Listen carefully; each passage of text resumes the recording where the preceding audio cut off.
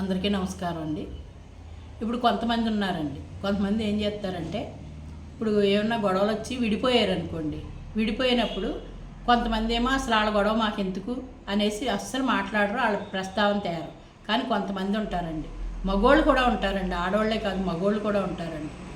ఏమోయ్ ఆ గొడవ ఇక్కడ చెప్పుకో, వాళ్ళ గురించి ఇక్కడ మాట్లాడుకో అనేసి అంటారు. మళ్ళీ రేపొద్దున్న ఏదన్నా అవసరం అయితే బేలతనంగా వచ్చి గుమ్మాల నుంచి మాట్లాడుతూ ఉంటారు. అప్పుడు ఈ ఆవిడ గురించి మాకు చెప్పకమ్మో, ఏమమ్మోయ్ నువ్వు ఇప్పుడు చెప్తే చెప్పావు కానీ ఆ ఇంటి గొడవ మాకు చెప్పకమ్మా, ఆవిడ గొడవ అసలు మా దగ్గర ఎత్తకో, ఏదో ఆవిడ దుర్మార్గురాల్లాగా ఆవిడ మొహం చూడనట్టు లైఫ్లో మాట్లాడుకోనట్టు తుంచేసి మగోడు కూడా మాట్లాడేస్తూ ఉంటాడు ఒక్కొక్కడు. అయితే అలా మాట్లాడినప్పుడు రేపొద్దున్న ఈ మాట యువతల వాళ్ళకి తెలుస్తుంది. ఈ మాట్లాడేది కూడా రేపొద్దున్న వీళ్ళు మాట్లాడరు. వాళ్ళకేనంటే పట్టుదల మాకు ఉండదు ఏంటని వీళ్ళు అనుకుంటారు. పట్టుదలలు పెంచుతానికి ఒక మాట చాలండి, కత్తి కన్నా పదునైంది మాట అంటారు. నిజమండి అది. ఏదైనా సరే మౌనంగా ఉండి సైలెంట్గా ఉండి మన పని మనం చేసుకుంటా ఉన్నప్పుడు ఏ ప్రాబ్లమ్స్ ఉండదు. ఏదో గొప్ప కోసం మాట్లాడాలని అవతల వాళ్ళు 4 మాటలు మాట్లాడేసామనుకోండి, దానివల్ల బోళ్ళన్నీ సముద్రాలు దాటి వెళ్ళిపోతాయి మాటలు. ఏమంటారు చెప్పండి? నిజమే కదండి నేను అన్నది.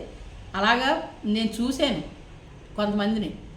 అసలు ఏదన్నా ఒక వస్తువే, ఒక ప్రసాదమే పట్టుకెళ్ళి పెట్టారనుకోండి, సపోజ్ అనుకుందాం, ఆ ప్రసాదం అయినా సరే ఎక్కడిది, ఇది పలానా చోటది, మాకొద్దు, పట్టుకెళ్ళిపోండి అని అంటాం. మళ్ళీ రేపొద్దున ఆ మనిషి అవసరం వచ్చినప్పుడు అప్పుడు ఏమనిపిస్తుందండి? సిగ్గేయిదా? దేవుడి ప్రసాదానికి అటువంటివే.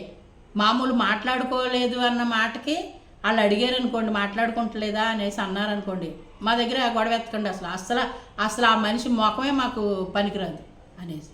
మరి పనికిరానప్పుడు మీకు అవసరం వచ్చినప్పుడు ఎలా పనికొస్తుంది కదండి? ఈ మట్టి మొహాలండి. రేపొద్దున్న ఒకళ్ళ అవసరం ఒకళ్ళకి ఉంటుంది. మాట్లాడుకోకుండా ఎవరు ఉండరు. గొడవ పడినా ఏది పడినా ఏదో ఒక సందర్భంలో ఎప్పుడో ఒకప్పుడు మాట్లాడుకునే పరిస్థితులు వస్తాయి. అవి వచ్చినప్పుడు ఈ మాటలన్నీ అప్పుడు వెనక్కి తీసుకోవాలంటే కుదురుతుందా? కుదరదు కదా. అందుకే జాగ్రత్తగా మాట్లాడుకోవాలి.